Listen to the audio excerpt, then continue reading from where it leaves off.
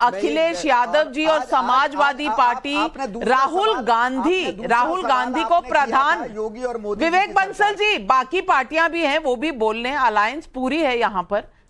राजकुमार भाटी जी, क्या सब तय है कि राहुल गांधी जी नंबर 1 पोजीशन पर खड़े हैं और ममता बनर्जी हो, नीतीश कुमार हो, तेजस्वी जी हो, लालू जी हो, अखिलेश जी हो, सब लोग राहुल गांधी को प्रधानमंत्री फेस बनाने के लिए ही ये कवायद कर रहे हैं? नावका जी, जो इंडिया गठबंधन है उसकी ओर से बिल्कुल स्पष्ट तौर पर ये कहा जा चुका है, ऐलान किया जा चुका है कि हम चुनाव में कोई चेहरा लेकर नहीं जाएंगे। चुनाव से पहले हमारा कोई प्रधानमंत्री पद का चेहरा नहीं होगा, कोई दावेदार नहीं होगा। पहली बात, ये सवाल चुनाव के बाद उठाएगा जब सांसद चुन के आ जाएंगे कि प्रधानमंत्री किसको बनाते हैं। उसके लिए भी एक फार्मूला जो गठबंधन है वो तय कर रहा है। मैं केवल इतनी गारंटी दे सकता हूं कि इंडिया की पार्टियों में इस बात को लेकर कोई विवाद नहीं होगा, कोई विरोधाभास नहीं होगा। जो सवाल आपने मुझसे पूछा, अगर सर्वसम्मति से राहुल गांधी जी का नाम सामने आता है तो हमारी पार्टी को कोई आपत्ति नहीं होगी। दूसरे, मैं ये भी स्पष्ट कर दूं कि हर पार्टी के कार्यकर्ता और छोटे नेता चाहते हैं कि हमारे नेता को प्रधानमंत्री बनने का मौका लगे। समाजवादी पार्टी के लोग भी चाहते हैं, आरजेडी के भी चाहते हैं, जनता दल यू के भी चाहते हैं, कांग्रेस के भी चाहते हैं। लेकिन जो इन पार्टियों के नेता हैं, ना तो राहुल गांधी जी ने दावेदारी की है, ना नीतीश कुमार जी ने की है, ना श्री अखिलेश यादव जी ने की है, ना ममता बनर्जी ने की है, बल्कि सारे लोग ये कह चुके हैं कि हम प्रधानमंत्री पद के दावेदार नहीं हैं और इस बात को लेकर कोई विवाद नहीं है। लेकिन मैं उस पर थोड़ा प्रकाश डालना चाहूंगा जो माननीय मोदी जी ने उत्तर प्रदेश के विषय में कहा। 2 बातें उन्होंने कही कि पहले से ज्यादा विकास हो रहा है और पहले अपराध के तौर पर जाना जाता था प्रदेश, अब अपराध नहीं हो रहे हैं। मैं माननीय मोदी जी से निवेदन करना चाहूंगा कि आप केवल भारतीय जनता पार्टी के नेता नहीं हैं, आप देश के प्रधानमंत्री भी हैं। जब आप लंबे लंबे झूठ बोलते हैं और झूठी घोषणाएं करते हैं और बिल्कुल बेसिर पैर की बात करते हैं तो पूरी दुनिया में आपका मजाक उड़ता है। कृपया आप थोड़ा अध्ययन कर लिया करें, थोड़ा आंकड़े इकट्ठा कर लिया करें। आपकी दोनों बातों के विपरीत हैं आंकड़े, मेरे आंकड़े नहीं, सरकारी आंकड़े। जो नीति आयोग की रिपोर्ट है, नीति आयोग ने रिपोर्ट दी 24 राज्यों की विकास दर की, उसमें उत्तर प्रदेश का नंबर 23वां है। अखिलेश यादव जी के टाइम में ज्यादा विकास दर थी, 7 दशमलव कुछ थी।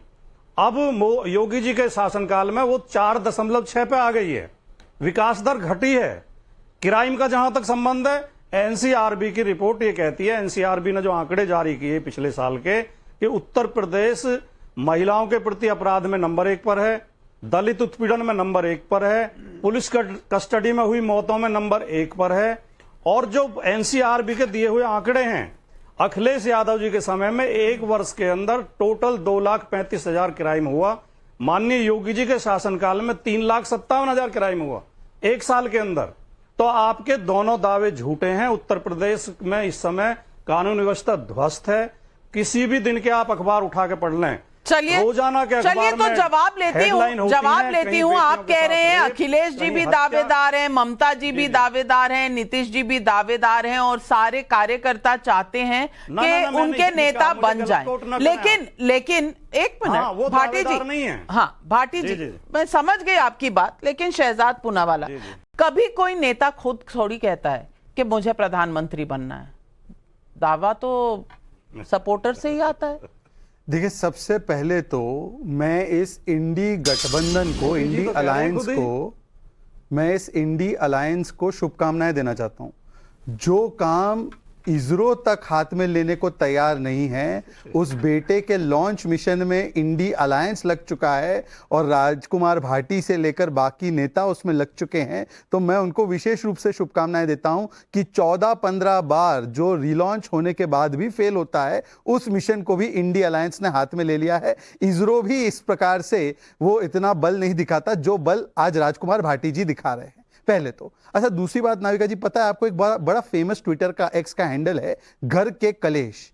अब मुझे लगता है वो घर के कलेश वाला इसको चेंज करके बनाएगा गठबंधन के कलेश, क्योंकि हर रोज इनके गठबंधन से एक कलेश होता है। अभी आम आदमी पार्टी और कांग्रेस का कलेश समटा नहीं था, तो लेफ्ट और तृणमूल कांग्रेस का शुरू हुआ।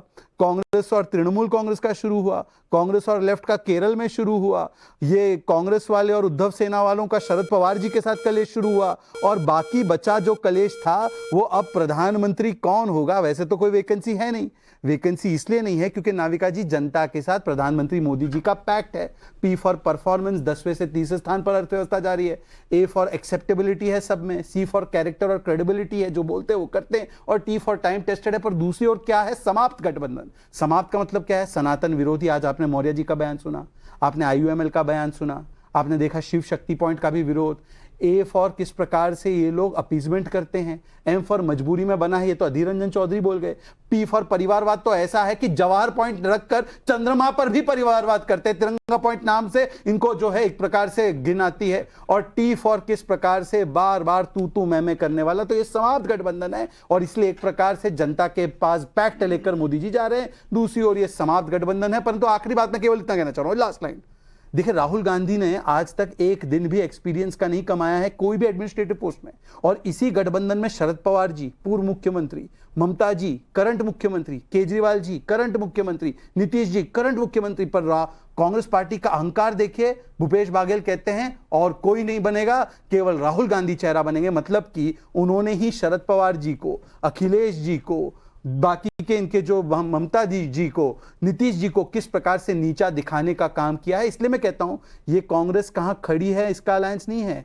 एक तरफ से तो कांग्रेस को कहां से समाप्त करना है ये इनके मन में है, और कांग्रेस बाकी सोचती है कि मुझे इनके कंधों पर चढ़कर कैसे अपने आप को प्रोजेक्ट करना है, लेकिन अगर सब इकट्ठे हो गए 450 सीटों में और बीजेपी के खिलाफ एक कैंडिडेट डाल दिया तो कहीं ना कहीं बीजेपी को भी दिक्कत हो सकती है। एक ही मैं 10 सेकंड लूंगा क्योंकि बाकी पैनलिस्ट अपने मौके के लिए बाकी है, रुके हुए हैं। चलिए मान लेते दिल्ली में एक ही इन्होंने कैंडिडेट दिया। दिल्ली में कांग्रेस और आपका कितना वोट शेयर था मिलाकर 40%, और हमारा अकेले अपने बलबूते पर 56%। ठीक है, दिल्ली में तो आपका होगा, लेकिन एक साथ भी आते हैं, समाजवादी और बसपा साथ आई थी, क्या हुआ 2019 में? लेकिन तो ऐसे कई उदाहरण लेकिन देश में कई ऐसी सीटें हैं जहां इतना अरिथमेटिक में आप ही के शो आपको पर सही नहीं दिखेगा। सबसे पहले सर्वे कराने का काम 2024 का टाइम्स नाउ नवभारत ग्रुप ने किया था, और उसमें आप ही ने यह फैक्ट बताया था कि 270 से ऐसी अधिक सीटें जिसमें 50% से ज्यादा बीजेपी का वोट शेयर है।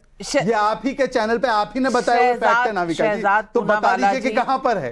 शहजाद पूनावाला जी, मैं बात इस बात की कर रही हूं कि अभी तक ग्राउंड पर अलायंस हुआ नहीं है मैं तो वो कांग्रेस पार्टी का और बाकी घटक दलों का इंडिया के। अगर ये हो जाता है तब क्या होगा, लेकिन उससे पहले जैसे एक लाइन मैं तो वो कह रहा हूं कि इन सीटों पे आज भी बीजेपी का 50% प्लस वोट शेयर है, तो ये साथ आ भी जाएंगे तो भी 50% क्रॉस नहीं कर पाएंगे।